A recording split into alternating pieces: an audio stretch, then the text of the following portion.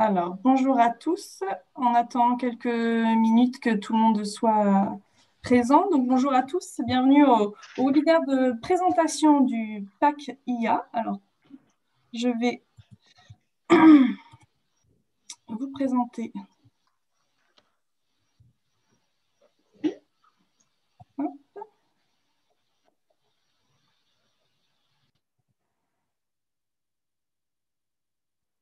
Voilà. Bienvenue à tous pour cette présentation du PAC IA. Donc, le PAC IA est un dispositif d'accompagnement pour la transformation digitale des PME et des ETI franciliennes.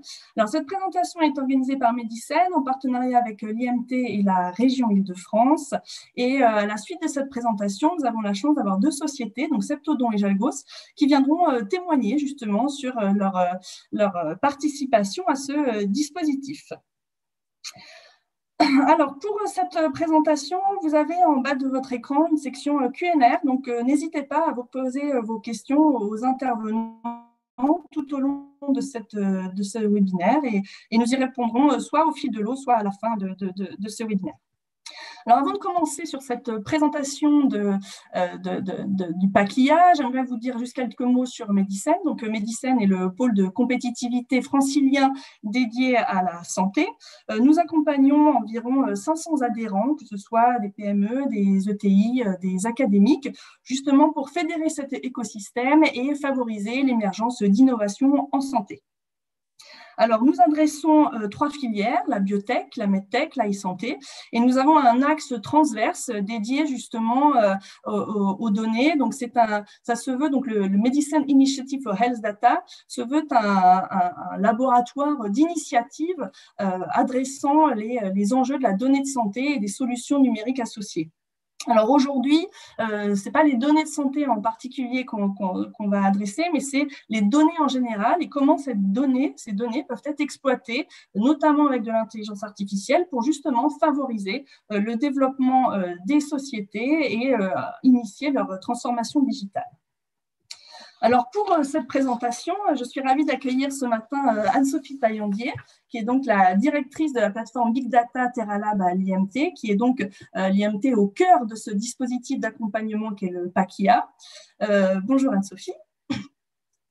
Nous avons également Jean-Marc Corp, qui est directeur opération site chez Septodon, qui est donc une société qui a bénéficié justement de ce dispositif du PAC IA pour initier sa transformation digitale, accompagnée avec son partenariat qui est la société Another Brain. Bonjour Jean-Marc. Et puis Julien Mauricienu, qui est donc le CEO et cofondateur de la société Jalgos. Donc cette fois-ci, on aura la vision du partenariat qui a accompagné la société Matlec justement dans sa transformation digitale. Bonjour Julien. Bonjour. Et puis pour moi-même, donc je suis Julie Bossan, chef de projet innovation santé chez Medicène et qui porte justement le Medicine Initiative for Health Data que je vais vous présenter tout à l'heure. Alors, avant d'aller dans la présentation du PAC IA, juste quelques mots sur ce qu'est justement ce dispositif. Donc, le statut de départ, c'est que les PME et les ETI franciliennes représentent un écosystème déterminant dans la compétitivité de la région Île-de-France, et ce, en jouant aussi bien sur le plan de l'emploi que sur le plan des revenus. Et c'est donc la région Île-de-France qui a lancé le PAC IA en 2018 comme l'une des 15 mesures de son plan artificiel 2021, justement pour soutenir ces ETI et ces PME franciliennes dans ce support à leur compétitivité, notamment via leur transformation digitale et en favorisant l'adoption de technologies d'intelligence artificielle pour développer ces entreprises. Alors, suite à cette mesure, il y a donc un consortium qui s'est créé pour justement déployer la mesure du PAC IA et dont l'IMT, donc l'Institut Mines Télécom, fait partie et qui est donc représenté ce matin par Anne-Sophie. Alors, avant de rentrer vraiment dans le détail de ce qu'est ce dispositif que vous présentera Anne-Sophie tout à l'heure, j'aimerais un peu vous donner le contexte dans lequel aujourd'hui nous parlons de ce PAC IA. Et notamment pour ça, je me base sur une étude qui a été proposée cet été par Action France et Hewlett-Packard, qui ont fait interviewer 144 DSI de grands groupes et de grands comptes et de PME pendant juin et juillet 2021. Et pour mettre en évidence qu'effectivement, au cœur de ces entreprises, l'IA aujourd'hui est vraiment devenue une préoccupation majeure, puisque de cette enquête, il résulte que plus de 60% des répondants avaient déjà indiqué avoir déjà en cours un projet d'IA ou alors un projet d'IA en réflexion. Et ce, sur différents cas d'usage, notamment les principaux cas d'usage étant l'apprentissage automatisé, la détection d'anomalies et de fraude, la maintenance prédictive, la reconnaissance d'images des vidéos, les calculs et prévisions et le support client.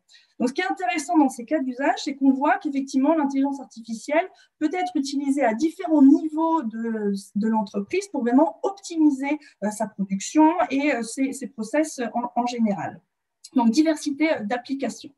Maintenant, en termes de bénéfices pour ces projets d'IA, alors là encore, les résultats sont très prometteurs, avec plus de 60% des répondants de l'étude qui indiquent que l'IA leur a permis d'améliorer leur capacité décisionnelle et d'innovation, et plus de 40% qui indiquent que cela leur a permis d'augmenter leur vitesse de réaction en temps réel et donc leur compétitivité. Alors, si ces résultats sont prometteurs, ils indiquent également des freins qui sont maintenus, et notamment avec un manque de compétences en interne et des problèmes au niveau du budget du prototypage qui est élevé. Donc, ça, c'est un premier fait. Donc, même les entreprises qui ont développé leur projet voient quand même des freins pour continuer. Et aussi, ces entreprises indiquent qu'ils ont des attentes fortes auprès de leurs partenaires d'IA, notamment pour pas que ce soit seulement des apporteurs de technologie, mais qui vraiment les accompagnent, notamment pour leur apporter du support et du conseil d'optimisation technique ou encore pour les aider dans la définition des cas d'usage.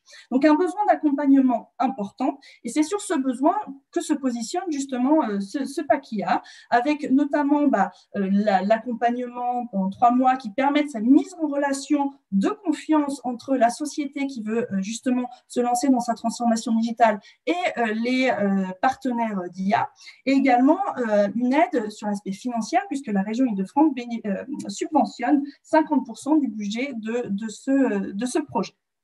Donc, voilà un petit peu le contexte dans lequel se positionne le pack IA, donc des attentes importantes pour les sociétés dans leur transformation digitale. Alors maintenant, Anne-Sophie, je vais te laisser la parole pour justement expliquer un petit peu plus en détail ce qu'est ce dispositif de pack IA et comment il peut justement répondre à ces attentes. Merci, je t'ai coupé la parole comme ça, je t'ai coupé l'écran comme ça je partage bien. Ouais. Hop, je mets en écran. Voilà. Bonjour tout le monde, j'espère que vous voyez bien mes slides. C'est un peu toujours comme ça qu'on commence tous les webinaires en ce moment, entre les... Tu es en mute. On ne voit pas tes slides. Enfin bref. Je m'appelle Anne-Sophie Taillandier, effectivement. Merci Julie. Je pense que tu as fait une excellente introduction et puis je vais reprendre juste 2-3 petits éléments de ta présentation. Je travaille, moi, à l'Institut Mines Télécom où je dirige une plateforme de données data et IA qui s'appelle TerraLab et qui vise à accélérer l'adoption de technologies en IA pour les PME, les grands groupes, et de faire un lien avec les entreprises innovantes, les labos de recherche, etc. Donc, c'est assez naturellement, on existe depuis 7 ans, qu'on s'est impliqué avec le Hub France IA et puis les partenaires que je listerai aussi et que tu as déjà listés pour monter cette réponse à la demande de la région Île-de-France dans son plan IA. Et je remercie Jean-Marc et Julien d'être venus témoigner de chacun ce que ça leur a amené, puisque ça sert aux PME, aux ETI, mais ça permet aussi d'accélérer, je pense, certains contacts pour les startups, entreprises innovantes ou le conseil qui sont dans le consortium. Donc, effectivement, la région Île-de-France a monté un plan IA 2021 que tu as mentionné, Julie, et qui est un plan où il y a 4 axes que j'ai décrits ici, qui sont vraiment pour positionner la région Île-de-France un peu comme championne dans l'accompagnement et dans les entreprises de son territoire en IA. Il y a une 15aine de mesures. Et du coup, pack IA est une des mesures de ce plan IA 2021 de la région Île-de-France. c'est exactement le même constat, hein, comme quoi on partage à beaucoup. J'espère que Jean-Marc aussi le partage. Mais en tout cas, c'est vrai que il y a d'abord savoir choisir le bon cas d'usage, savoir voir quel est les KPI derrière qui sont les plus pertinentes, et puis comment mettre en œuvre ces projets un petit peu derrière, hein, ces projets en intelligence artificielle. Où sont les expertises, comme tu disais, Julie, et comme disait l'étude, en fait, c'est souvent pas en interne hein, qu'il y a les expertises. Finalement, où est-ce que je peux atteindre ces expertises? Qui est la bonne boîte? Et puis au final, combien ça va me coûter? J'ai besoin de maîtriser mes coûts. Donc c'est vraiment dans ce sens-là que Pakia a été mis en place hein, pour faciliter cet usage pour les PME et les ETI, pour proposer un parcours qui soit adapté et aux technologies en intelligence artificielle. Donc, on va fournir un conseil qui va être personnalisé par les membres du consortium de Pakia pour accompagner ces entreprises. On va accompagner le projet. Donc, c'est vrai que nous, on est présent typiquement dans celui que j'ai suivi avec Julien et avec Jalgos et Matelex. En fait, on se voyait tous les mois et on accompagnait. Et nous, on est disponible si jamais il y a un problème. Et puis, il y a un accès à une plateforme sécurisée de stockage de données. Donc ça, c'est TerraLab. Je vais vous présenter juste 2 slides. Ça vous permettra de comprendre aussi pourquoi est-ce que TerraLab est dans cette initiative. Ça peut être utilisé comme ça peut ne pas être utilisé, mais ça peut quelquefois faciliter l'accès, comme ce qu'on a pu avoir aussi avec depuis 7 ans. Je ne vais pas passer trop de temps sur ces slides, mais à l'origine, c'est un plan d'investissement d'avenir. Et nous, notre objectif, c'est vraiment de favoriser l'expérimentation en donnant des moyens à la fois infrastructures technologiques, humains, juridiques, etc., pour avoir un espace de travail sécurisé dans lequel il va se trouver les données, les outils, et qui puisse permettre de se concentrer le plus rapidement possible sur l'exploitation des données, plus que sur comment je vais faire pour récupérer les données, soit chez moi, soit ailleurs, etc. Donc nous, on est vraiment pour réduire la marche à l'entrée de ces technologies, en fait, hein, qui peuvent être souvent des freins qui sont humains, juridiques, techniques. Donc on a accompagné plus de 70 projets, on favorise le transfert de technologie dans le sens où on va mettre à disposition des outils qui sont plus proches de ce qui pourrait être mis en production, etc. Donc, nous, ce qu'on fait, c'est ce qu'on fait aussi dans Pakia, hein, c'est vraiment d'aider au lien vers la communauté data en général. Donc, c'est pour ça qu'on travaille aussi beaucoup, par exemple, avec les pôles de compétitivité pour faire ce lien avec des laboratoires de recherche, des startups, des entreprises innovantes. On va accompagner sur la formalisation du cas d'usage, puisqu'on veut qu'on puisse mesurer des performances à la fin. On va accompagner sur les spécifications d'architecture, sur les parties juridiques. Voilà. Je ne vais pas passer trop de temps dessus parce que l'objectif, c'est Pakia. Donc, Pakia, si vous êtes une PME ou une ETI, comment est-ce que vous pouvez savoir si vous êtes une éligible? En fait, voilà, les critères, ils sont assez simples. Ils sont listés ici. En fait, il faut être une PME ou une ETI, c'est-à-dire avoir entre 10 et 4 999 salariés. Il faut avoir une bonne santé financière, puisque nous, on veut être sûr, et la région, que vous allez pouvoir payer au moins les 50% qui sont de votre part, de votre poche. Il faut que vous ayez commencé un peu une transformation digitale, c'est-à-dire qu'il faut quand même que vous ayez des données. Hein, donc, c'est ça, il faut qu'il y ait un recueil et des stockages de données.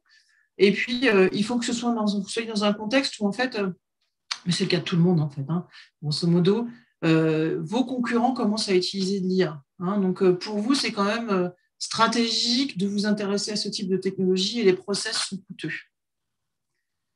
Donc, qu'est-ce que va faire très concrètement le PAC-IA? Le PAC-IA, c'est comme tu disais, un projet d'IA sur 3 mois. On a packagé ça en disant il faut que ce soit un premier POC et on va accompagner cette première expérimentation autour de la donnée. On va faire en sorte qu'elle se passe bien sur un bon sujet sur lequel on voit qu'il y a de l'avenir et potentiellement plus tard une mise en production. Donc, on va faire ce POC de 3 mois sur 37 jours de prestation. C'est-à-dire que ce POC, il est packagé pour dire que ça coûte maximum 37 000 € hors taxe. Et la région va accompagner à 50%. C'est-à-dire que pour la PME, ça va coûter 18 500 € et la région va venir accompagner de 18 500 €. Vous allez, comme je disais, aller avoir un accompagnement qui va être personnalisé. On va s'intéresser vraiment à votre cas d'usage et on va l'accompagner. Et vous allez être en lien avec une équipe d'experts qui se forme le PAC. il va se dérouler en 4 étapes. On va faire une première étape de préqualification. C'est là qu'on va commencer à contourer le cas d'usage. Donc, il y a un questionnaire de préqualification, tout ça est très formalisé. Et ça, on va commencer à avoir un entretien entre le dirigeant, ou en tout cas la PME, l'ETI, et puis celui qui va réaliser. Donc ça, c'est une première étape. Là-dessus, on va dire, le consortium va dire, oui, nous, on est d'accord, il y a un comité de sélection qui va dire, oui, ça nous paraît un sujet qui correspond, et la première étude a bien été faite. Ensuite, on va passer sur un approfondissement du sujet qui va être la qualification. Donc la qualification, finalement, on va aller un peu plus loin dans tout ce questionnaire. Et puis là, voilà, ça, c'est les 3 mois les plus importants qui correspondent à la réalisation. Donc ça, on va vraiment réaliser le projet pendant les 3 mois avec un suivi régulier. Et à la fin, évidemment, on va regarder par rapport au KPI qui avait été défini dans ces 2 premiers questionnaires de départ, savoir comment est-ce que ça se situe et si on est arrivé au résultat auquel qu'on escomptait. Donc, pour vous dire qui sont les partenaires en fait, de Paquilla, voilà, donc vous avez les 2 pilotes qui sont le Hub Francia et moi-même, IMT Terra Lame. Et comme tu disais, les réalisateurs, en fait, c'est soit les cabinets spécialisés qui sont dans le consortium, Bearing Point, Business Decision, Capgemini, Compmetry et l'IRT Systemix, soit quand des membres du réseau de Hub Francia et de l'IMT, c'est-à-dire qu'on va travailler le Hub Francia avec les startups qui sont accompagnées au sein du Hub Francia, et l'IMT, c'est les startups ou entreprises innovantes qu'on connaît bien dans notre écosystème. Donc, pour résumer, vous accompagner sur votre premier projet IA, va vous aider à maîtriser les risques, les coûts, etc., va vous permettre de comprendre aussi les enjeux. On va aussi un peu démystifier. Il y a des choses qu'on peut faire, des choses qu'on peut moins faire, mais on cherche quand même à faire des projets qui soient ambitieux et à la fois ambitieux et qui permettent d'envisager des collaborations futures. Et ensuite, ce qu'on envisage, c'est qu'après, derrière, vous puissiez lancer de nombreux projets. Donc finalement, on se dit, voilà, on vous permet de commencer et puis après d'envisager des relations plus longues. Du coup, je vous ai mis, mais je pense que Julie vous passera aussi tous les slides, mais les liens, donc il y a un site web pour le Paquilla, il y a une adresse mail qui vous permet aussi d'envoyer vos questions, il y a un Twitter, il y a un LinkedIn, enfin voilà, on est connectés. Et du coup, vous pouvez nous contacter assez facilement et on est disponible. On arrive à la fin de la première année de Paquilla, très concrètement, et on est en train de lancer la 2e année de Paquilla. Et on a quand même dans ce contexte difficile qu'est le Covid, on a quand même pu accompagner un certain nombre d'entreprises. On en a à peu près une grosse dizaine. Voilà. Donc, je vais te repasser... Merci Anne-Sophie. J'avais une question, il y a une deadline là, pour la prochaine vague, c'est le 30 mars, c'est ça? Oui, en fait, si vous avez un sujet qui est tout cuit, que vous voulez, qui est tout prêt, etc., dépêchez-vous. Ça peut encore passer dans la première année. Voilà. Après, sinon, ça passera dans la 2e année, mais ce sera du coup un peu plus long. Et en fait, on prend les projets au fil de l'eau. En fait, c'est vrai qu'au début, on était un peu rigide, on disait on va faire les choses, voilà. Bon, après, je pense que cette année, elle a bouleversé un peu tout le monde. Donc, on a pris un peu un principe de réalité qui était de plutôt prendre les projets au fil de l'eau et les accompagner au fil de l'eau. D'accord. Et combien de projets, là, tu as parlé que jusqu'à présent, vous aviez accompagné 70 projets par vague, enfin, par année? Sur Terra Lab. Dans Paquilla, on a accompagné une grosse dizaine sur la première année, ce qui est pas mal dans ce contexte difficile. Oui, j'imagine. C'est-à-dire on fait des webinaires comme ça, mais en fait, rien ne vaut ça nous manque à tous, mais en présentiel, qui est ce mot qui s'est développé cette année. Donc là pour les entreprises qui sont intéressées par ce Paquilla, donc potentiellement, il y a les entreprises qui souhaitent bénéficier pour leur propre transformation digitale, et puis il y a les réalisateurs. Eux aussi, ils vous contactent de la même façon s'ils veulent faire partie justement de cet écosystème dont tu parlais? Oui, ils peuvent nous contacter. Il faut qu'ils soient en région Île-de-France. Oui, Ouais. effectivement. Ouais. Et je voyais que j'avais une question qui disait je n'ai pas dit salarié, dommage, au revoir. Mais en fait, ça peut tout ça, il faut qu'on en discute en fait. Hein. C'est pas rigide. C'est pas rigide. On essaye de s'adapter aussi par rapport au contexte de chacun. Et on a des sujets, enfin, on a eu des sujets très variés et c'est hyper intéressant. J'aurais une dernière question avant de passer la main à Jean-Marc. On n'en a pas parlé, donc, mais pour ceux qui souhaitent aussi, parce que donc là, l'époque se fond sur les données réelles des entreprises, pour ceux qui souhaitent traiter de la donnée de santé. Ah, c'est un gros sujet. En fait, la donnée de santé, c'est vrai que les demandes d'accès ou les demandes d'autorisation de traitement peuvent être un peu compliquées dans le cadre d'un PACIA qui est un petit objet hyper souple. Après, il faut toujours nous contacter pour regarder si on n'arrive pas à trouver un moyen de tester une technologie sans forcément chercher à accéder directement aux données de santé. Je pense que c'est dans cet accompagnement-là que ça peut être intéressant, parce que je vois effectivement beaucoup d'entreprises dans le domaine de la santé, donc qui concerne Medicine, où tout de suite, en fait, on se bloque en disant je ne pourrais pas le faire parce que j'ai des données de santé. Oui. Donc, ne pas hésiter quand même à nous contacter, parce qu'on a toujours plein d'idées pour essayer d'arriver à trouver un moyen pour au moins tester une technologie sans forcément se rajouter le problème de la donnée de santé qui, en tant que telle, est, voilà. C'est déjà un sujet. Ouais. Donc, si on résume, si on a une ETI, une PME francilienne et qu'on a un beau projet d'IA, on vous contacte, même si on n'est pas tout à fait dans les clous par rapport au voilà, on nous contacte. Potentiellement... Exactement, on nous contacte et même on peut avoir une idée assez vague. C'est pas un souci. Nous, on accompagne tout le monde, on aide tout le monde. Et donc voilà, c'est plutôt de se dire tiens, dans mon domaine, en fait, je vois des trucs qui sortent et moi, j'en ai pas encore fait. Et finalement, est-ce que ce serait pas intéressant?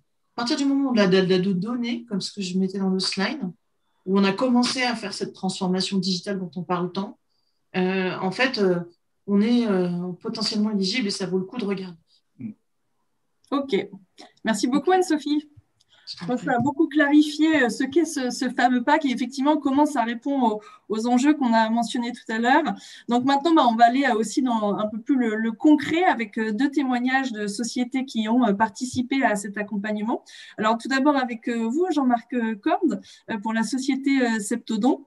Est-ce que vous pouvez nous raconter un petit peu ce projet que vous avez réalisé dans le cadre du PACIA et avec donc votre partenariat qui était Another Brain? Oui. Bonjour à tous. Oui, je vais vous partager notre projet PACIA qui s'est terminé il y a déjà quelques semaines. Je vais vous présenter plutôt le contexte et la manière dont on a abordé le PACIA. Bien sûr, je vais vous expliquer un petit peu ce qu'on a fait aussi de concret vis-à-vis de l'intelligence artificielle. Mais ce qui me semble important, c'est de raconter comment on s'est connus, comment on s'est développé, comment on a travaillé ensemble. Parce que c'est plutôt ça, le PACIA, c'est un vrai partenariat entre deux entités. Nous, Septodon, par exemple, qui sommes des industriels spécialisés dans le monde pharmaceutique, nous sommes spécialistes de fabrication, de développement et de distribution de produits à l'usage des dentistes d'une manière générale. Notre core business, c'est la fabrication d'anesthésiques injectables. Donc, si vous allez en France chez un dentiste, vous avez une chance sur deux d'être anesthésié par un produit fabriqué par Septodon. On fabrique 500 millions de cartouches d'anesthésiques injectables par an, distribuées dans 150 pays dans le monde. Nous sommes une ETI française créée en 1932, basée à Saint-Maur-des-Fossés dans le Val-de-Marne. Et le groupe a aujourd'hui environ 1800 employés, dont la moitié en France. Je vais partager mon écran et je vais partager une petite présentation que j'ai préparée pour ce PACIA. Alors, la question traditionnelle de tout à l'heure. Ah oui, si je ne clique pas sur partager, ça ne marche pas. Voilà. Je pense que vous avez quelque chose qui s'appelle PACIA avec un logo Septodon. Le logo Septodon, c'est une dent. Donc, on est typiquement spécialisé dans les produits à destination des dentistes. Le projet PACIA, on l'a initié comme ça. Ce n'était pas prévu. Et je vais vous raconter la manière dont on a imaginé démarrer un PACIA et vous raconter aussi la chronologie parce que ça s'est fait très vite. Fin novembre 2019, nous avons un directeur informatique qui a participé à un colloque à la région Île-de-France sur le PACIA justement et sur l'intelligence artificielle. Et il est revenu de ce colloque avec le nom d'une société qui s'appelle Another Brain, qui est dans l'intelligence artificielle sur des systèmes de vision notamment. Il est revenu en disant je ne sais pas ce que je vais en faire, je sais que sur la ligne de production, on a des systèmes de vision. Il est venu me voir, il m'a montré la brochure, il m'a montré le papier, il m'a dit ben, regarde, si tu peux en faire quelque chose, analyse, ça me semble intéressant. Mais ce n'est pas la partie informatique qui va le traiter, c'est plus la partie opération. Et donc, le temps d'analyser ce qu'il m'avait donné, et puis les documents commerciaux d'Another Brain, le 16 décembre, j'ai contacté Another Brain en disant c'est intéressant, on devrait discuter. C'était le 16 décembre 2019. Le 19 décembre 2019, soit 3 jours après, le représentant d'Another Brain est venu ici sur le site de Saint-Maur pour nous présenter la technologie, pour nous présenter les performances et puis les limites de leur technologie. Ça a été hyper intéressant. Ça a été pour moi un choc en termes de concept. Ça a été potentiellement dans ma tête, si le système marche sur les production, une révolution industrielle pour la manière dont on fabrique nos produits aujourd'hui. Et je me suis dit, c'est quelque chose d'important et d'essentiel. Il faut vraiment qu'on continue. Il faut absolument tester la technologie. Si on ne le fait pas, d'autres le feront pour nous et on prendra du retard. Donc ça, c'était fin décembre. Le 8 janvier, donc 15 jours après, nous sommes allés, nous, chez Another Brain dans Paris, pour aller de visu constater c'est quoi la technologie de vision. À partir de là, convaincu par le fait que l'intelligence artificielle du type présenté était compatible avec notre ligne de production, on a défini un projet avec Another Brain. On a pris un petit élément, une petite partie de notre processus de production. On a dit on va y mettre de l'intelligence artificielle. On a monté un projet. On l'a présenté fin janvier 2020, pardon, au Hub Francia. Et puis, 2 mois après, le paquet a été signé. On a commencé. Voilà. Donc, ça s'est fait très vite. Ça s'est fait d'autant plus vite qu'on est une ETI. Donc, si on est une ETI, les systèmes de décision sont assez concentrés. Par chance, le 19 décembre, quand on a eu la discussion avec Another Brain ici, au site de Septodon, notre directeur général, c'était tard le soir, est passé me dire au revoir. Et puis, en même temps, il est tombé sur Another Brain. Et puis, il est resté dans la discussion. Et puis, finalement, à la sortie de la discussion, il m'a dit si c'est intéressant, vas-y. C'était intéressant. Donc, on a débloqué les fonds et on y est allé. Voilà. Donc, PACIA, c'est une opportunité pour nous d'intégrer l'intelligence artificielle. Alors, comme ça, c'est un petit slide qui résume ce qui a été dit sur le projet PACIA. Un accompagnement organisé sur 3 mois, 50% de subvention de la région Île-de-France avec des partenaires qui sont des experts. Pour nous, l'intelligence artificielle, ça fait 3 ans que c'est dans le plan stratégique de l'entreprise. On ne sait pas trop comment l'aborder. On a 2 visions, ou on avait 2 visions, nous, en tant qu'entreprise, vis-à-vis de l'intelligence artificielle. La partie big data, ou en tout cas gestion des données. On a plein de données qui viennent de nos automates et de nos lignes de production. On essaie d'en faire quelque chose. Et puis, il y a une deuxième approche sur l'intelligence artificielle. C'est toutes les autres technologies qui peuvent s'adapter à notre processus de production. Et Another Brain a développé une technologie qui est basée sur le mode de fonctionnement du cerveau avec une puce intelligente qui est capable d'apprendre sur les 5 sens de l'être humain. Donc, ça peut être sur la vision, sur les sons, sur l'odorat et des choses comme ça. Et l'intelligence artificielle, et en tout cas la révolution industrielle que je vois derrière Another Brain, c'est que nous avons, nous, des systèmes de vision dans notre processus de production. Notre processus de production, c'est produire des cartouches anesthésiques injectables. Donc, c'est ça, je ne sais pas si vous voyez bien. C'est une cartouche en verre avec un piston, un chapeau, une capsule à lui, et puis à l'intérieur, une solution d'anesthésique injectable. Donc, c'est cette cartouche que le dentiste va mettre dans une seringue, va mettre une aiguille et il va vous piquer. Ça, c'est notre métier.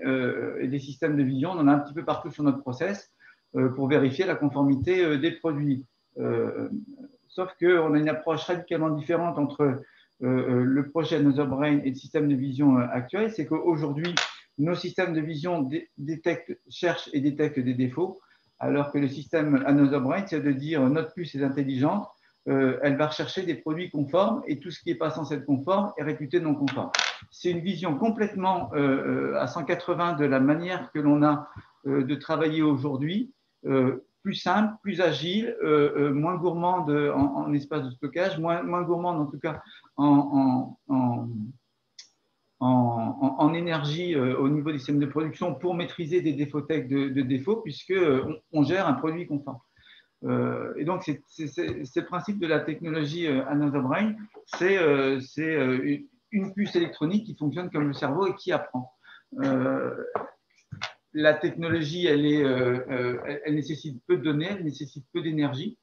Et puis, on en parlait tout à l'heure, elle est conforme au RGPD. Il n'y a pas besoin de système cloud, c'est un système autonome, peu consommateur d'énergie, d'espace de stockage, et en tout cas qui n'a pas besoin d'être lié à Internet. Donc, notre projet, et je vais passer assez vite parce que c'est très technique, mais c'était installer un système de vision afin d'inspecter des cartouches vides parce que je vous ai montré une cartouche pleine. Notre matière première de départ, c'est ça, c'est une cartouche en verre. Ça s'appelle une cartouche, hein, une cartouche en verre vide. Ça, c'est notre matière première et elle est en verre et notre ennemi, ce sont les débris de verre, c'est la casse du verre, ce sont les cartouches ébréchées. Donc ça, c'est ce qu'on va chercher tout au long de notre processus de production. Ce sont des cartouches réputées non conformes parce que le verre a été dégradé d'une manière ou d'une autre et puis on sait que le verre, c'est un matériau fragile. Donc, en tête de ligne de remplissage, alors ça, c'est une ligne de remplissage d'anesthésique injectable, hein, c'est une ligne qui est très longue. Elle fait plus de 25 mètres de long. Celle-ci, elle est très rapide, elle fait 600 cartouches par minute et elle est scindée en trois grandes étapes de production. La première partie ici, encadrée en rouge, ça va être la phase de préparation de la cartouche que je viens de vous présenter qui est nue, que l'on va nettoyer, laver, siliconer, stériliser. La deuxième partie ici, on va faire notre cartouche qui est remplie, donc c'est celle-ci. Donc, à partir de la cartouche vide, on va mettre un piston, on va la remplir de solution anesthésique, on va mettre un chapeau, on va sertir et c'est fini. Et puis ensuite, la cartouche va partir en stérilisation. Le projet, ça a été ici à l'entrée de la ligne de mettre un système de vision caméra qui est en capacité de détecter les cartouches à l'entrée qui sont ébréchées, fragilisées ou en tout cas qui ne sont pas conformes à une cartouche intègre. Aujourd'hui, ça se fait de manière manuelle. Et vous avez ici une inspection telle que ça se fait aujourd'hui. Ça se fait de manière manuelle avec comme outil les yeux de nos opérateurs qui sont aptes à détecter des défauts. Et donc, vous voyez ici, c'est ce qu'on appelle une barquette de cartouches de verre. Il y a à peu près 800 cartouches. Et elle est inspectée par contraste lumineux. Et la diffusion de la lumière au niveau des cartouches qui sont mises tête en bas dans les barquettes permet de détecter les cartouches qui sont ébréchées, fissurées ou qui ne sont pas forcément bien en point parce que la diffusion de la lumière dans le verre est un petit peu différente. Par rapport au PACIA, on l'a dit tout à l'heure, l'objectif du PACIA, hein, c'est un projet qui a pour but d'être industrialisé et pour être industrialisé, on va chercher des bénéfices et les bénéfices vont soutenir le PACIA. Donc ici, nos KPI qui soutenaient le projet, on avait des KPI qualité, des KPI business et des KPI santé au travail, puisque le fait de détecter de manière plus robuste les cartouches non conformes à l'entrée va nous permettre d'être plus robuste d'un point de vue qualité et diminuer potentiellement les cartouches non conformes dans les parties aval du process de production. D'un point de vue business, hein, parce que des cartouches en verre cassées, fissurées, c'est une maladie grave pour notre machine de remplissage de cadence. Dès qu'on a des cartouches ébréchées ou fissurées, ça arrête complètement la machine et on passe beaucoup de temps, en tout cas, à éliminer les morceaux de verre et puis à faire toutes les actions en lien avec la propreté de la machine, puisqu'on est dans des zones stériles en termes de production, puis santé au travail, parce que c'est mieux si on peut remplacer l'œil de nos collaborateurs par une caméra. Tout ça, on l'a mis, c'était notre cahier des charges. Et dans le cahier des charges, bien évidemment, la caméra devait être apte à détecter 100% des défauts. mais à générer des faux rejets qui n'excèdent pas 5%. Voilà, c'était les données d'entrée. Ce qui s'est passé, c'est donc que dans le pack IA, on l'a fait en 3 étapes successives. Alors, notre paquet, elle dure un peu plus que 3 mois. C'était lié au Covid. Hein. On a démarré ça en février et mars, donc premier confinement. Finalement, on a eu quelques décalages, mais qui ont été justifiés par le fait que confinement premier confinement, en tout cas, c'était pas simple de partager des données et de démarrer le projet. En tout cas, on y est arrivé même à distance. Et on a pu initier le projet et démarrer le projet avec Another Brain en leur fournissant des cartouches. Et ici, vous avez le système de caméra qui est chez eux, qui a permis en tout cas de développer l'algorithme qui va bien pour détecter ce que l'on voulait détecter. On a passé les quelques mois et ça, ce sont des images finales de notre pack IA où le système arrive à bien détecter des défauts. Donc ici, on a un défaut en haut à droite qui est bien détecté ici par le système. On en a un deuxième ici. On a deux défauts, un ici et un ici qui est bien détecté par le système. Donc la conclusion, c'est que le système voit bien 100% des défauts à la fin du projet. Malheureusement, on a encore des faux rejets qui sont un peu trop importants. Qui ne sont pas très loin des 5%, mais qui sont au-dessus. Hein. On n'est pas non plus à 50% de faux rejets, on est à moins de 10% de faux rejets, mais en tout cas, on n'est pas à la cible. Et le pack IA s'est terminé sur cette conclusion. Ce que l'on a appris pendant ce pack IA, en tout cas, nous, entreprises, je ne vais pas forcément insister sur les résultats du projet, mais plutôt vous dire où en est le projet. Ce que l'on a compris, nous, entreprises et industriels, c'est que l'intelligence artificielle, c'est quelque chose d'important, c'est quelque chose d'essentiel et il faut y aller. Mais l'intelligence artificielle, elle ne va pas frapper à notre porte un matin pour dire « je suis là, j'entre et je viens vous aider ». Ce n'est pas comme ça que ça marche, on l'a compris. Ce que l'on a compris, c'est qu'il fallait aller chercher l'intelligence artificielle. Et pour aller chercher l'intelligence artificielle, il fallait trouver des facilitateurs. Et on a trouvé dans le Hub France IA un facilitateur, c'est-à-dire qu'on a trouvé un partenaire ou quelqu'un avec qui on peut partager une préoccupation et qui va nous dire sur telle ou telle préoccupation, on va vous mettre en liaison avec telle ou telle start-up ou telle entreprise qui a sans doute des compétences pour vous aider à mettre de l'intelligence artificielle dans votre process. C'était le cas en novembre 2019 quand notre directeur informatique il a vu une présentation d'Another Brain sur des systèmes de vision. Les systèmes de vision, c'est notre métier aujourd'hui, mais dans un concept complètement différent. Donc, le pack IA pour nous, entreprise, ça a été une vraie révolution. Ça nous a permis d'entrer dans le concept de l'intelligence artificielle. Ça nous a permis d'ouvrir des réseaux. Ça nous a permis de tester une technologie ici en production. On a testé la technologie sur notre ligne de remplissage en juin. On est aujourd'hui au-delà du pack IA. Le pack IA est terminé, mais on est toujours en liaison avec Another Brain et on est en discussion. Alors, la dernière discussion date d'il y a 2 semaines pour continuer le pack IA, arriver à la fin du projet, industrialiser notre ligne de production. Si on l'industrialise en France, on fera la même chose sur notre ligne au Canada et on permettra en tout cas à notre processus de production de faire un bond dans la manière que l'on a d'appréhender les systèmes de vision, particulièrement dans l'industrie pharmaceutique. Donc, les enseignements pour nous, c'est un, il faut aller chercher l'intelligence artificielle, elle ne viendra pas chez vous. Et 2, intelligence artificielle, on se demande toujours l'intelligence artificielle dans quel domaine. Finalement, il n'y a pas de domaine, tout est potentiellement adapté à l'intelligence artificielle. Il faut juste trouver le bon interlocuteur et vous avez ici et présent un certain nombre d'interlocuteurs qui peuvent vous aider à trouver de bons partenaires. Et c'est ça la conclusion. Voilà. C'est ce que je voulais partager avec vous aujourd'hui. Merci beaucoup Jean-Marc pour ce témoignage donc très positif de votre accompagnement du pack IA.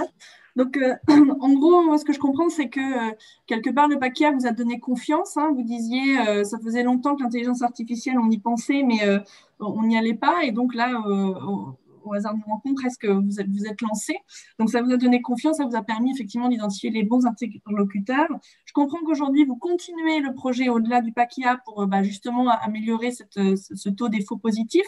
Est-ce que cette confiance que vous avez gagnée avec le PACIA vous permet aussi de vous projeter au-delà de ce projet, peut-être d'avoir déjà identifié d'autres cas d'usage d'application d'intelligence artificielle? Comme vous le disiez, il n'y a pas de sujet spécifique à l'intelligence artificielle. Est-ce que ça vous a un peu aussi rentré dans cette dynamique de réflexion plus globale de transformation de votre entreprise? Alors, complètement, au moins pour la partie opération dont je m'occupe. Hein. Pour le PACIA, ce qui est important aussi de dire, c'est que il faut, en termes organisationnels, il faut dégager l'équivalent d'un demi ou un tiers de chef de projet dédié au PACIA, sinon le projet n'avance pas comme il devrait. Et c'est important de le signaler. Hein. Il faut aussi mettre le moyen organisationnel derrière pour que le PACIA soit soutenu. Mais c'est aussi notre responsabilité en tant qu'entreprise de mettre les moyens quand on souhaite réaliser un projet. Donc, j'avais mis un chef de projet à 100% sur ce sujet-là. Sa priorité, c'était à 100% ce sujet-là. Il y avait d'autres choses à côté. Mais aujourd'hui, je suis obligé de les freiner parce qu'ils veulent faire de l'intelligence artificielle partout. Ils viennent avec un certain nombre de sujets. Et puis, j'ai contacté le Hub France, j'ai contacté Françoise Soulier il n'y a pas longtemps, justement pour lui demander qui on pouvait contacter pour tel type de sujet. Donc, aujourd'hui, ils ont tendance à venir avec plein de sujets PACIA en me disant on peut tester, on peut faire plein de choses. On va finaliser ce PACIA-là avec Another Brain et on est en train de démarrer un deuxième à côté, mais cette fois-ci, nous, en tant qu'industriels, avec un partenaire que l'on a choisi, avec qui on a discuté en direct sur d'autres sujets, en tout cas, mais de l'intelligence artificielle. Donc, ça nous a ouvert en tout cas l'esprit sur comment trouver le bon partenaire pour travailler sur nos sujets. Et il est là le point clé. C'est trouver le partenaire idéal pour le sujet que l'on a envie de travailler, sachant que par principe, il n'y a pas de sujet qui ne soit pas impacté par l'intelligence artificielle. Voilà. Ouais. J'en ai compris. Et du coup, je comprends que vous avez un peu restructuré la société alors quand même pour justement… Restructurer la société parce que l'intelligence artificielle, je m'en occupe aussi au niveau des opérations pour la partie industrielle, mais notre direction informatique, par exemple, elle a aussi des projets d'intelligence artificielle. On veut aussi en mettre sur la partie sales, notamment en Amérique du Nord. Donc, c'est quelque chose qui rentre dans l'entreprise de manière assez importante et exponentielle actuellement. Et on est en train de se dire il va falloir que l'on mette un petit peu d'ordre en termes de gouvernance, puisqu'on a chaque grande direction finalement qui vient avec ses projets d'intelligence artificielle et qui les gère. Maintenant, il faut qu'on amène un petit peu de cohérence au niveau de la gestion du groupe. On est une ETI, donc on est très agile, on est très autonome dans nos secteurs. Maintenant, l'intelligence artificielle devient un sujet en tant que tel, donc on va constituer un comité au sein de l'entreprise avec le suivi des sujets, le choix des sujets, etc. Donc on est sur une dynamique de largement continuer l'intelligence artificielle, mais de structurer en termes de gouvernance au sein de l'entreprise. Très bien. Et est-ce que vous avez, alors je sais que ça reste un petit peu jeune, vous êtes toujours sur le premier projet pour le finaliser, mais est-ce que vous constatez déjà une amélioration de votre compétitivité, de votre productivité, ou est-ce que ça reste encore un pari? Non, ça ne reste pas un pari, c'est-à-dire que comme tout projet, quand on travaille particulièrement sur les lignes de production, ça nous amène à nous poser des questions que l'on ne se posait pas de la même manière les mois précédents. Donc, on voit nos lignes de production de manière différente et le fait de les voir de manière différente nous fait changer en tout cas un certain nombre de procédures ou un certain nombre de manières d'appréhender les processing control, par exemple, ou d'appréhender la formation de nos opérateurs, par exemple. Donc, on est en train de revoir un certain nombre de choses. On est en train de se dire l'intelligence artificielle dans la formation, oui, ça semble intéressant, comment y aller. Donc, on se pose plein de questions. Et c'est le fait d'avoir travaillé sur le sujet PACIA qui nous a ouvert en tout cas un certain nombre de sujets sur la performance de nos lignes, mais aussi sur la manière que l'on a d'organiser les activités industrielles autour de nos lignes. Très bien. Merci beaucoup, Jean-Marc, pour ce témoignage. Ah, Anne-Sophie, tu voulais dire… Voilà, je me suis démutée. C'est toujours le même truc. Non, je voulais juste rebondir sur ce que disait Jean-Marc parce que je trouve ça hyper intéressant et ça correspond aussi à la question que tu avais tout à l'heure sur les données de santé. c'est pas parce qu'on est une entreprise dans le domaine de la santé qu'on n'a pas des tonnes de sujets en IA qui concernent tous les secteurs de l'entreprise. Et ce que disait Jean-Marc est hyper pertinent. Le CRM, enfin, je veux dire, la façon dont on gère ses clients, les lignes de production. Enfin, il y a plein de sujets qui sont hyper intéressants à fouiller et qui peuvent après lancer une dynamique comme celle dans laquelle se trouve Septono pour remettre en question et se dire ça serait peut-être intéressant qu'on en mette un peu. Voilà. C'est juste ça, c'est juste un petit revenu. Mais tu avais raison de le souligner. Important. Tu avais raison de le souligner. Donc, merci beaucoup Jean-Marc, merci Anne-Sophie. On va donner la parole maintenant à Julien Muriciani de la société Jalbos. Là, on va partir de l'autre côté, on va partir du côté du partenariat qui a accompagné une société dans sa transformation. Julien, je vous laisse nous présenter votre expérience avec le PACIA. Parfait, merci beaucoup. Vous voyez bien mon... Oui, c'est bon. OK. Donc effectivement, je vais présenter l'autre point de vue d'une certaine façon, même si c'est sur un projet différent, c'est-à-dire le point de vue du prestataire côté data et IA. Alors j'ai laissé pas mal d'étapes qui parlent de la mission elle-même, même si je ne vais pas m'appesantir évidemment sur le côté technique, mais comme ça je vais essayer de vous donner une petite une compréhension dans les grandes lignes du genre de travail qu'on a fait sur cette mission-là. J'ai commencé par présenter mon entreprise Jalbos. On est spécialisé dans la conception et la création de solutions d'IA. Donc, on fonctionne avant tout comme un laboratoire de R&D. On est très R&D.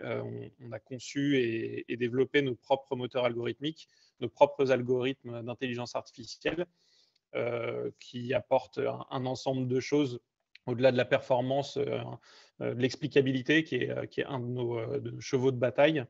La capacité d'interpréter, la capacité d'itérer sur des travaux et aussi la capacité d'hybrider l'approche data IA machine learning avec des situations physiques.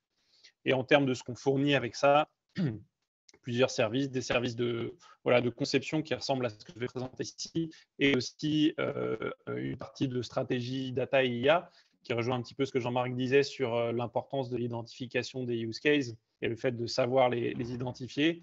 Et on va jusqu'à être éditeur de logiciels sur certaines solutions. Nous ne sommes pas spécialisés sur un secteur en particulier, donc voilà, on a eu des activités, des réalisations dans tout un tas de secteurs, finance, transport, énergie, ressources humaines, santé, retail, etc. Et ça rejoint ce que je vous ai dit avec quelques exemples là, de sujets sur lesquels on est arrivé jusqu'au logiciel qu'on commercialise pour le recrutement, pour la prédiction de vente, le demand sensing et l'intégration de la supply chain, ou encore pour l'analyse de vidéos, en l'occurrence sur la sécurité.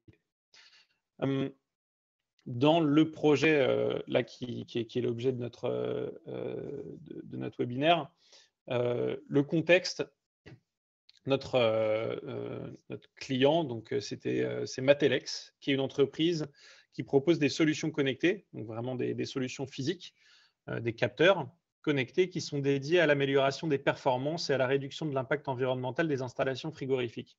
Donc c'est sur ce point-là vraiment que portait le partenariat. Des capteurs qui sont installés sur un ensemble de solutions frigorifiques et l'installation elle-même, donc une installation frigorifique, ça comporte du fluide, des compresseurs, des condenseurs, etc. Tout un circuit physique relativement complexe qui permet de gérer le niveau de froid au sein d'une installation. Et les problématiques sur lesquelles on a été sollicité à travers le PACIA, c'était une problématique double. La détection rapide de fuites, parce qu'il y a des fuites qui sont très difficiles à détecter, qui peuvent durer un certain temps, et la réduction de fausses alertes sur le système qui était déjà en place, qui est un système simple de seuil, et à partir du moment où certaines valeurs viennent taper les seuils en haut ou en bas, ça déclenche une alerte. Et il y avait énormément de fausses alertes. Ce qui est intéressant, c'est que dès le début, on est rentré dans cette problématique-là à travers aussi ses conséquences, c'est-à-dire qu'une fuite de fluide frigorigène, ça a des conséquences pas seulement financières, aussi environnementales, et voilà, c'est quelque chose qui était intéressant à intégrer. Matelex avait déjà réalisé une première approche d'analyse statistique pour la détection de fuite et la réduction des fausses alertes. Et c'était pas encore arrivé à un niveau exploitable. Et donc, c'était notre mission d'avoir quelque chose de très R&D, mais qui devait aboutir à une solution vraiment concrète et exploitable, et avec des métriques qui peuvent le démontrer. Ce type de problématique, donc pour généraliser un petit peu, c'est un type de problème qui est relativement fréquent en data avec des caractéristiques communes à d'autres situations que peuvent rencontrer beaucoup d'entreprises ou d'organismes qui souhaitent appliquer la data à leur situation, où on est contraint en quantité de données disponibles, ce qui entraîne des contraintes sur le type d'approche qu'on va pouvoir appliquer, et où la problématique présente à la fois, alors je fais dans l'autre sens, des données de capteurs, donc ça, très bien, mais aussi une réalité physique complexe, là en l'occurrence la dynamique de fluide avec des changements de phase, tout un tas de choses qui doivent être prises en compte et qui ne peuvent pas être prises en compte facilement directement avec une approche machine learning, mais qui doivent faire l'objet d'une hybridation. Donc l'objectif, alors ce n'était pas seulement un POC, parce que POC c'est un terme qui est très générique, on en parlait avec Anne-Sophie longuement, ce n'est pas seulement un POC, c'est vraiment aboutir à un modèle fonctionnel, un algorithme fonctionnel, et à la démonstration que cette approche algorithmique permet de résoudre le problème qu'on a identifié. Je vais quand même utiliser le mot POC par-ci par-là. Donc ça vise à définir une approche de modélisation pertinente pour la détection rapide et fiable de fuites dans des systèmes de réfrigération et de réduire le nombre de fausses alertes. Un point qui est important, parce que là aussi je pense que ça peut rejoindre le point de vue de beaucoup d'organismes qui souhaitent s'aventurer dans le monde de l'IA et de la data, Matelex avait des attentes spécifiques au-delà des résultats purs et durs de la mission, obtenir des résultats concrets, c'est-à-dire pas seulement avoir des pourcentages à la fin dont on ne savait pas comment les utiliser, exploitables et interprétables, ne pas se limiter à la recherche pure, il fallait qu'on arrive à un stade où on puisse dire qu'on a un prototype qui peut être déployé. Il souhaitait aussi, à travers cette première tentative, se familiariser avec ce qu'est une approche data IA, obtenir des enseignements autres que les objectifs eux-mêmes à partir de l'analyse de données, c'est-à-dire aussi se créer un rapport différent, et ça rejoint, il me semble, ce que disait Jean-Marc, un des points de Jean-Marc, c'est-à-dire voir leur métier un petit peu différemment grâce aux enseignements qui vont sortir de la donnée, et conserver une mise en place de la mission et de ce que c'est que de commencer à faire de la data relativement légère et agile, malgré certaines contraintes de sécurité qui sont liées à la donnée. Donc sur la solution, etc., la technique, je vais passer assez vite, puisque ce n'est pas le cœur de notre sujet, mais on a abouti donc à un modèle fonctionnel qui permet de la détection de fuites rapides et qui est basé sur deux grands modèles qu'on a conçus pendant les 3 mois de la mission. Alors là, je vais passer très très vite ces slides-là, c'est plus par curiosité. On a eu 2 approches. Une approche qui est hybridée entre un modèle physique et un modèle de machine learning qui va utiliser nos technologies de machine learning, qui permet de réduire les fausses alertes en identifiant parmi les fluctuations du niveau de fluide, celles qui sont liées à une espèce de bruit, des fluctuations nominales, de variations normales de la machine, pour les enlever de ce qu'on va utiliser comme détecteur de fuite. Donc, j'ai laissé quelques graphes qui illustre un petit peu tout ça. S'il y a des questions, je ne pense pas, mais on pourra revenir sur ces choses-là. Et des graphes qui illustrent un petit peu le genre de résultats qu'on a fait. Donc là, c'est des données qui sont simulées, hein, c'est des données qu'on a simulées pour pouvoir commencer à travailler. Ça permet de conserver les tendances fortes et de supprimer les principaux facteurs de bruit qui vont déclencher par rapport à un seuil des fausses alertes. Donc, on essaye de distinguer dans le signal, dans les données de capteurs, ce qui contient de l'information pertinente de ce qui n'en contient pas. Et on aboutit à une correction qui diminue de façon drastique le nombre de fausses alertes. Et ici, quelques exemples sur des données de certains capteurs, avec des résultats qui sont très concluants. Les conclusions sur cette première partie, on a un algo qui fonctionne, c'est-à-dire qu'on a fait la démonstration sur un ensemble de données de capteurs que notre modèle fonctionne, que les corrections fonctionnent dans le sens où elles diminuent le nombre de fausses alertes et elles conservent l'information qui porte sur les tendances qu'une réalité intéressante pour le métier. Et les prochaines étapes donc, se dessinent assez clairement avec une mise en production de l'algorithme correctif, puisqu'on a abouti à un algorithme fonctionnel, une automatisation totale de l'approche et un déploiement, une campagne de test, donc l'agrandissement du périmètre, c'est-à-dire qu'on commence sur un périmètre réduit pour démontrer que l'approche a quelque chose à apporter. Une fois que c'est démontré, on passe à un périmètre supérieur et des mesures de performance et un couplage avec une approche, la deuxième approche, qui porte sur la détection de fuite elle-même, puisqu'il y a des fuites qui sont relativement faibles en volume et qui créent des dérives dans les valeurs qui ne sont pas prises en compte parce que je ne vais pas rentrer dans le détail non plus, mais ce n'est pas trivial de les identifier. Et donc, c'est le deuxième volet de la mission. En fait, il y avait comme 2 missions en une. On aboutit à 2 modèles qui permettent de détecter les fuites de ce qu'on appelle les fuites de long terme, c'est-à-dire quand il y a une petite fuite comme ça, de se rendre compte qu'elle a lieu alors même qu'il y a des corrections internes des capteurs qui font qu'on peut la rater. De la même façon, une modélisation hybride avec une approche à la fois physique et une petite partie d'apprentissage machine learning sur la donnée. Donc, encore une fois, cette idée d'hybridation et en gardant l'interprétabilité qui est fondamentale pour pouvoir utiliser les résultats. Là encore, je passe très vite. Je vous montre juste le genre de correction qu'on a appliqué, le fait de prendre en compte ou non certains pics en fonction de certaines caractéristiques, une approche de gradient pour identifier les dérives d'une façon un peu différente de ce qui était fait, et une phase d'apprentissage sur certaines périodes temporelles des données de capteurs, et ensuite l'application qui permettait de montrer que nous, on détectait ce qui était probablement une fuite, puisque le niveau liquide il baisse ici. Nous, on détectait les fuites, c'est les lignes verticales bleues et rouges, et une absence de détection initiale par leur modèle précédent. Donc, on montre à travers ça l'apport de cette deuxième partie de modèle. En résumé, donc on a des résultats prometteurs. Là encore, c'est un peu la même chose sur ce deuxième volet. Il y a des avantages de l'approche. Là encore, je vais passer vite. Et la conclusion générale du projet, elle a été assez positive. On a abouti clairement à ce qu'on voulait. Par rapport aux KPI qu'on avait définis en début de mission, les 2 grandes KPI ont été atteints. Donc sur la gauche, la réduction de fausses alertes, on a abouti à des résultats tout à fait significatifs qui remplissaient totalement les attentes. Pareil pour la détection de fuite. Et avec ça, d'autres avantages et l'objectif de la phase suivante, donc un déploiement, une augmentation du périmètre et une hybridation des solutions. Donc, ce qui a été fait un petit peu dans le pack IA, c'est ces 2 phases-là, exploration de données et la phase de modélisation et de prototypage, qui aboutit à un modèle fonctionnel. Et on peut commencer, on est en discussion avec Matelex, encore avec l'accompagnement TerraLab, de la phase suivante d'industrialisation et de passage en production. Les conclusions, peut-être sur les apports clés du pack IA. Donc, alors, je vais vous donner le côté Jalgos et je vais aussi essayer de vous donner, puisqu'évidemment, on s'est rapproché de Matelex, on a eu beaucoup de discussions à 2 et à 3 avec Anne-Sophie sur ce qui, pour nous, a constitué le cœur de la valeur de cet accompagnement qui n'était pas négligeable. Donc, du côté Jalgos, de notre côté à nous, prestataires IA, déjà, la mise en relation avec des potentiels demandeurs de prestations d'IA haut de gamme, l'aide au cadrage initial, qui est quelque chose d'intéressant, c'est-à-dire que le cas d'usage sur lequel on allait travailler était déjà bien défini quand on a commencé la mise en relation, c'est-à-dire qu'on a tout de suite senti par rapport à d'autres situations hors pack IA où il y avait un travail conséquent qui avait été fait en amont et qui permettait de cadrer correctement le projet et de pouvoir commencer dès le début à avoir des discussions sur des KPI, sur la définition des objectifs clairs, mais dans un cadre qui était déjà bien avancé.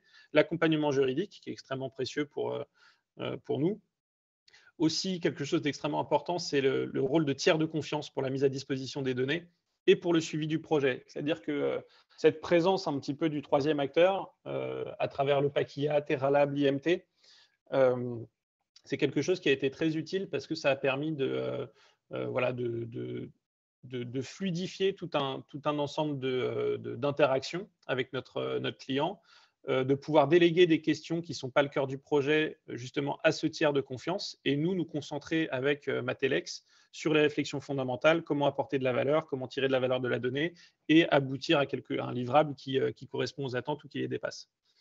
Et le dernier point qui est un peu lié à ça, c'est qu'avec TerraLab, on a eu un partenaire technologique à travers leur plateforme de stockage que Anne-Sophie mentionnait tout à l'heure, qui a permis aussi de faire ce rôle de tiers de confiance, de mise à disposition de données. C'est-à-dire que toutes les problématiques de dire « Ah oui, mais comment je vous partage la donnée et comment je sais que c'est quand même en sécurité ?» qui sont des problématiques qu'on résout toujours avec nos clients, mais qui peuvent prendre un petit peu de temps et un petit peu de process. Elles ont été extrêmement fluidifiées grâce à la présence de TerraLab. Donc la conclusion générale du côté de ce qu'a apporté le pack IA côté Jalgos, c'est une capacité à se concentrer sur le cœur du travail de la donnée, donc vraiment sur le fait d'apporter de la valeur et des enseignements et de familiariser Matelex avec une approche data etc. Et côté Matelex, donc sans prendre la parole pour eux, mais c'est notre point de vue des échanges qu'on a eu avec eux sur ce qu'a apporté le pack IA. Alors, c'est le premier point qui rejoint aussi ce que Jean-Marc disait, c'est-à-dire l'identification de prestataires fiables dans l'océan d'offres data et IA qu'il y a. Donc, je pense que c'est un des points clés du pack IA et du travail de l'IMT. Cadrage sur les contraintes à respecter pour le prestataire, c'est-à-dire que là aussi, la formalisation de la mission, je pense que pour les demandeurs, c'est quelque chose qui est extrêmement précieux. C'est-à-dire qu'on a des obligations à respecter au niveau du livrable, au niveau du temps, et cette contrainte de format, je pense que c'est quelque chose d'extrêmement utile, notamment pour maîtriser les coûts et être dans quelque chose de cadré. C'est-à-dire que passer à des expérimentations data et IA, c'est déjà un petit peu sauter dans l'inconnu. Et le fait de bénéficier de ce cadre-là, je pense que c'est extrêmement précieux pour les entreprises qui veulent se lancer. Accompagnement spécialisé sur les problématiques connexes à la data, donc ça rejoint un petit peu ce que je disais à gauche. Tiers de confiance également, parce que bien sûr, c'est quelque chose de précieux pour Matelex et pour nous. Et cette maîtrise des coûts grâce au financement, mais surtout grâce au cadrage qui permet de faire des étapes courtes, qui sont un mode de fonctionnement que nous, on adore chez Jalgo, c'est-à-dire de bien définir quelle est la prochaine étape à laquelle prendre une décision de go et faire que cette étape soit minimale pour gérer des dépenses et être extrêmement pragmatique sur la façon dont on lance des projets data. Et donc, c'est la même conclusion générale. Ce qui a permis cet accompagnement, c'est la capacité de se concentrer uniquement sur le cœur du travail et sur la donnée. Voilà pour mon retour d'expérience. Je vous remercie. Merci beaucoup, Julien, pour ce témoignage.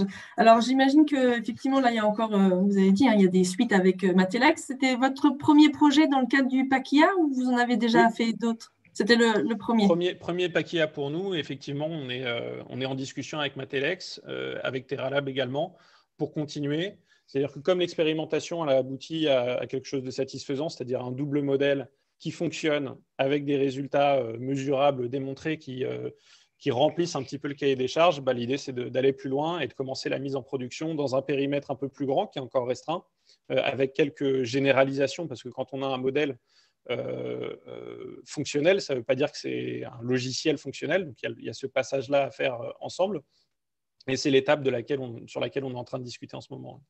D'accord. Et donc, vous disiez, vous positionnez sur des solutions sur différentes filières industrielles. Est-ce que vous constatez effectivement une accélération de l'adoption des solutions d'IA par ces entreprises? Et si c'est le cas, est-ce qu'il y a des filières particulières qui s'approprient ces solutions, en particulier en santé, puisque aujourd'hui, c'est un peu l'écosystème à laquelle on s'adresse? Est-ce que notamment en santé, vous voyez soit justement une accélération, soit au contraire un retard par rapport à d'autres filières? Alors, je pense qu'effectivement, tous les secteurs sont en train de bouger là-dessus. Ça fait quelques années maintenant, donc on est en train de dépasser un petit peu la phase de buzz initiale avec, il me semble, une consolidation, c'est-à-dire une identification qui est de plus en plus précise de ce qui peut être fait, de ce par quoi commencer, pourquoi, etc., qui passe, je pense, par la généralisation de ce genre d'initiative. Le secteur de la santé, il n'est absolument pas en retard à mes yeux.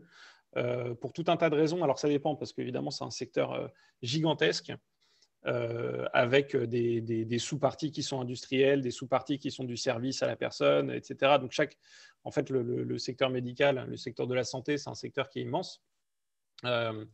Si vous voulez, c'est plus la généralisation à des métiers qui n'étaient pas habitués à avoir cette approche-là qui est en train de se faire à grande vitesse, tout comme dans d'autres secteurs, dans le secteur bancaire ou industriel, ou par exemple dans le secteur de la santé, si vous voulez, avoir de l'analyse d'image haut de gamme digne d'être appelée de l'intelligence artificielle, c'est quelque chose qui est présent depuis des années, voire des dizaines d'années. Donc on a déjà, l'imagerie médicale, c'est quelque chose d'extrêmement perfectionné. Les machines, elles intègrent des algorithmes qui utilisent de l'IA, même si on n'appelait pas comme ça jusqu'à il y a quelques années, qui sont extrêmement perfectionnés.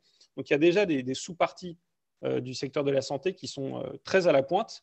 Et là, on a un effet de rattrapage où d'autres sous-secteurs se rendent compte que la data va pouvoir aussi leur bénéficier d'une façon différente.